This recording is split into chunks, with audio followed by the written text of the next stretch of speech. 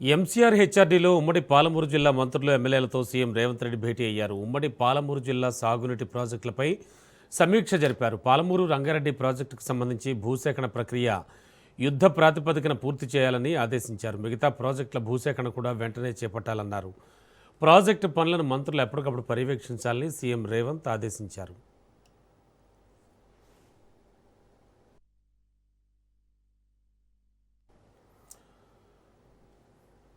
పాలమూరు రంగారెడ్డి ప్రాజెక్టుపై political war రాజుకుంది. మంత్రులు జూపల్లి, వాకిటి శ్రీహరి కీలక వ్యాఖ్యలు చేశారు. పాలమూరు రంగారెడ్డి ప్రాజెక్టును గత ప్రభుత్వం నిర్లక్ష్యం చేసిందని ఆరోపించారు. కాళేశ్వరం ప్రాజెక్టు ఎంత వేగంగా పూర్తి చేశారో అదే స్థాయిలో పాలమూరు ప్రాజెక్టును ఎందుకు పూర్తి చేయలేదని ప్రశ్నించారు. తమ ప్రభుత్వం పాలమూరు ప్రాజెక్టును పూర్తి చేసి తీరుతుందని స్పష్టం చేసిన మంత్రులు గతంలో జరిగిన తప్పులను సరిచేస్తున్నామని తెలిపారు. ఆంధ్ర ప్రాంతానికి అప్పనంగా కృష్ణా జలాలు అప్పగించారని ఆరోపించారు.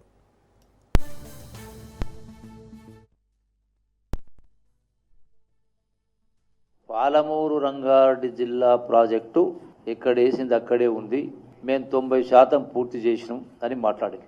నేను నిరంజన్ రెడ్డి గారిని, శ్రీనివాస్ గౌడ్ గారిని, హరీష్ రావు గారిని, ఇలా లక్ష్మారెడ్డిని మొత్తం బీఆర్ఎస్ నాయకత్వాన్ని అడుగుతా ఉన్నా సమాధానం చెప్పాలా. 2015లో భూత్పూర్లో పాలమూరు రంగారెడ్డి జిల్లా ప్రాజెక్టును 2 సంవత్సరాల్లో పూర్తి చేస్తామని చెప్పని ఆనాటి ముఖ్యమంత్రి, మాజీ ముఖ్యమంత్రి వాళ్ళు కేసీఆర్ మాట్లాడుతూ కుర్చీ వేసుకొని కట్టిస్తా అని చెప్పిండు.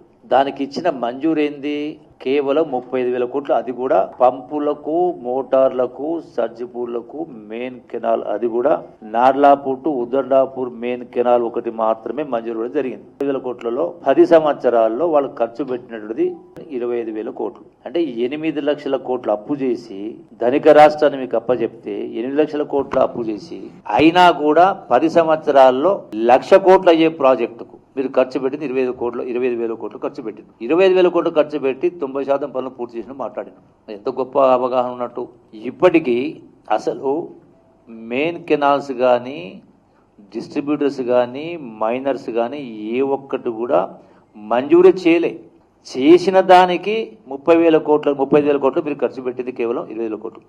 మరి మిగతావన్నీ మంజూరు ఇవ్వలే కదా.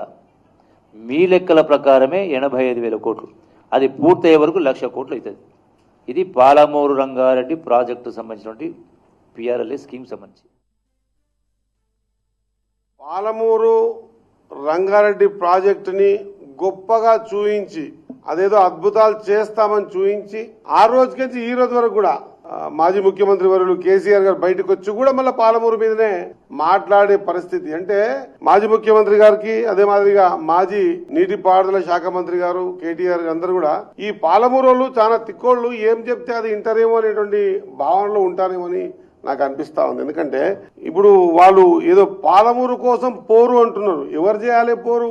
ఎవరైతే అధికారంలో గతంలో లేకుంటున్నారో, అధికారంలో లేరు, వాళ్ళు చేయాలి. ఒకవేళ చేయాల్సిన పరిస్థితి వస్తే. అరే పాలమూరు వెనుకబడ్డ జిల్లా, వలసల జిల్లా అని రకరకాల వేదికల మీద మాట్లాడిన మీరు అధికారం మీ చేతికి వచ్చినప్పుడు మరి మీ 10 సంవత్సరాల్లో మీరు చేసింది ఏంటి పాలమూరుకి? ఇప్పుడు గది ఇచ్చిపెట్టి పాలమూరు తర్వాత స్టార్ట్ అయినటువంటి కాళేశ్వరం, ఆ కాళేశ్వరం పెట్టుబడి పెట్టిన డబ్బులు ఎంత? ఆ డబ్బులు పెట్టుబడి పెట్టగానే అది మేడిగడ్డ కూలిందని మీరు మేడిగడ్డని ఒకటే చూస్తున్నారు. మొత్తం ఇది ఒక సమూహము. కాళేశ్వరం అంటే మేడిగడ్డ ఒకటే కాదంటున్నారు. మరి నేను కూడా గదే అడుగుతున్నా.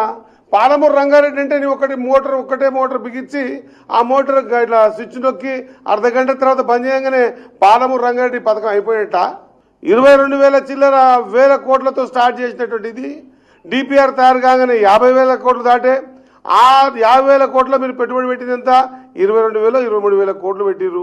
మరి మీరు పెట్టిన పైసలే గంత ఉంటే 50% క్రాస్ కాకపోతే ప్రతి వేదిక మీద ఏదో వీళ్ళు ఏం చెప్తే అది వింటారు. వీళ్ళకి ఏం అర్థమైతలేదు. ఇక మేధావులం మేమే, ప్రాజెక్టులు అంటే మాకే తెలుసు, నీళ్లు మేము ఎక్కడ తిప్పితే అక్కడ మలుతాయి, నీళ్ళని మా మాట వింటాయి, రాత్రి పగల్లో రాత్రి ఆలోచన చేస్తే పొద్దుగల కట్టేయగలుగుతాం. ఇంకా ఆ భ్రమలకి బయటికి రావాలి. మేడ్చల్ జిల్లా కలెక్టరేట్లో జిల్లా ఇన్ఛార్జి మంత్రి దుద్దిళ్ల శ్రీధర్ బాబు ఆధ్వర్యంలో ఉన్నత స్థాయి సమీక్ష సమావేశం నిర్వహించారు. ప్రభుత్వ పథకాల అమలు, అభివృద్ధి పనుల పురోగతి, ప్రజా సమస్యలపై ఈ సమావేశంలో విస్తృత చర్చ జరిగింది. ఈ సమావేశానికి మల్కాజ్గిరి ఎంపీ ఈటెల రాజేందర్, ప్రభుత్వ పట్నం మహేందర్ రెడ్డి సహా ఎమ్మెల్యేలు, ప్రజాప్రతినిధులు, జిల్లా ఉన్నతాధికారులు హాజరయ్యారు. ప్రజలకు చేరువగా పాలన సాగించేందుకు అధికారులు వేగంగా స్పందించాలంటూ మంత్రి సూచించారు. జిల్లాకు సంబంధించి మరి ప్రభుత్వం చేపట్టిన ప్రధానమైన ఫ్లాగ్షిప్ ప్రోగ్రామ్స్ ఇంద్రమ్మ ఇల్లు, అదేవిధంగా రేషన్ కార్డు, ప్రభుత్వం అందిస్తూ ఉన్న సన్న రకం బియ్యం, దానికి తోడు ఈరోజు ధాన్య సేకరణ విషయానికి సంబంధించి పురపాలక సంఘాలకు సంబంధించిన మున్సిపల్ ఏరియాలో, అదేవిధంగా గ్రేటర్ హైదరాబాద్కు సంబంధించి ఇంతవరకు ఉన్న ప్రాంతాల్లో ఆ ప్రాంత ప్రజలకు సంబంధించిన సమస్యలు మరి గౌరవ సభ్యులు కూడా ఈరోజు మా అందరి దృష్టికి తీసుకురావడం జరిగింది.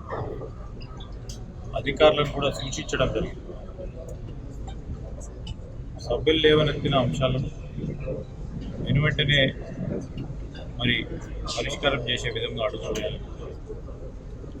దాని తదుపరి యాక్షన్ టేకన్ రిపోర్ట్లో ఏ విధమైన చర్యలు చేపట్టడం జరిగిందో చూపెట్టాలని, ఇది కేవలం ఆ ప్రభుత్వ పనితీరుకు సంబంధించి జవాబుదారితనంతో ప్రభుత్వం ముందుండాలని, ప్రజాపాలన అనే వ్యవస్థ ఈ విధంగా ఉంటుందని తెలియజేయడానికి